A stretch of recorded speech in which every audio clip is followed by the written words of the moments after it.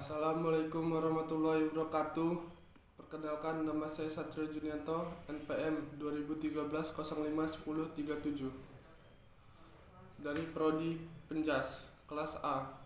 Di sini saya akan mempresentasikan yang berjudul Pancasila sebagai Sistem Filsafat. Pengertian filsafat. Istilah filsafat secara etimologis merupakan padanan kata falsafah Arab dan filosofis Inggris yang berasal dari bahasa Yunani, yaitu filosofia.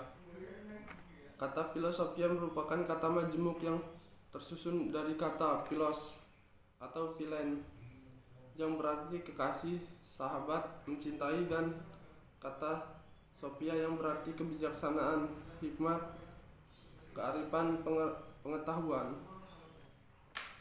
Dengan demikian, filosofia secara harafiah berarti mencintai kebijaksanaan, mencintai hikmah, atau mencintai pengetahuan. Cinta mempunyai pengertian yang luas, sedangkan kebijaksanaan mempunyai arti yang bermacam-macam, yang berbeda satu dari yang lainnya. Istilah filosofos pertama kali digunakan oleh Pythagoras. Ketika Pythagoras ditanya, apakah engkau seorang yang bijaksana? Dengan rendah hatinya, Pythagoras menjawab, saya hanyalah filosofos, yakni orang yang mencintai pengetahuan. Ada dua pengertian filsafat, yaitu filsafat dalam arti proses dan filsafat dalam arti produk. Filsafat sebagai ilmu atau metode dan filsafat sebagai pandangan hidup. Filsafat dalam arti teoritis dan filsafat dalam arti praktis. Pancasila dapat digolongkan sebagai filsafat dalam arti produk, sebagai pandangan hidup, dan dalam arti praktis.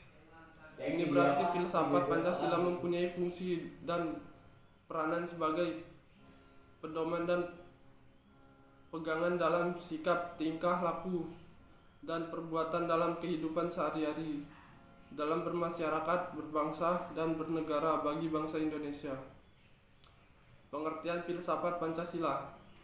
Pancasila sebagai filsafat mengandung pandangan, nilai, dan pemikiran yang dapat menjadi substansi dan isi pembentukan ideologi Pancasila. Filsafat Pancasila dapat didefinisikan secara ringkas sebagai refleksi kritis dan rasional tentang Pancasila sebagai dasar negara, kenyataan budaya bangsa, dengan tujuan untuk mendapatkan pokok-pokok pengertiannya yang mendasar dan menyeluruh. Pancasila dikatakan sebagai filsafat karena Pancasila merupakan hasil perenungan jiwa mendalam yang dilakukan oleh The Founding Father kita, yang dituangkan dalam suatu sistem. Ruslan Abdul Ghani. Filsafat Pancasila memberi pengetahuan dan pengertian ilmiah yaitu tentang hakikat dan Pancasila. Notono Nagoro. Pancasila sebagai suatu sistem filsafat. Pembahasan mengenai Pancasila sebagai sistem filsafat dapat dilakukan dengan cara dedukatif dan indukatif.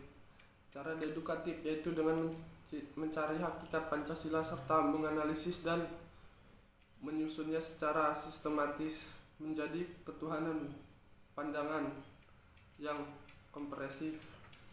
Cara indukatif yaitu dengan mengamati gejala-gejala sosial budaya masyarakat, merefleksinya, dan menarik arti dan makna yang hakiki dari gejala-gejala itu. Pancasila yang terdiri atas 5 sila pada hakikatnya merupakan sistem filsafat. Yang dimaksud sistem adalah suatu kesatuan bagi bagian-bagian yang saling berhubungan, saling bekerja sama untuk tujuan tertentu, dan secara keseluruhan merupakan suatu kesatuan yang utuh. Sila-sila Pancasila yang merupakan sistem filsafat pada hakikatnya merupakan suatu kesatuan organis, artinya antara sila-sila Pancasila itu saling berkaitan, saling berhubungan, bahkan saling mengkualifikasi pemikiran dasar yang terkandung dalam Pancasila, yaitu pemikiran tentang manusia yang berhubungan dengan Tuhan, dengan diri sendiri, dengan sesama, dengan masyarakat bangsa, yang nilai-nilai itu dimiliki oleh bangsa Indonesia. Dengan demikian, Pancasila sebagai sistem filsafat memiliki ciri khas yang berbeda dengan sistem-sistem filsafat lainnya seperti materialisme, idealisme, rasionalisme, liberalisme, komunisme, dan sebagainya.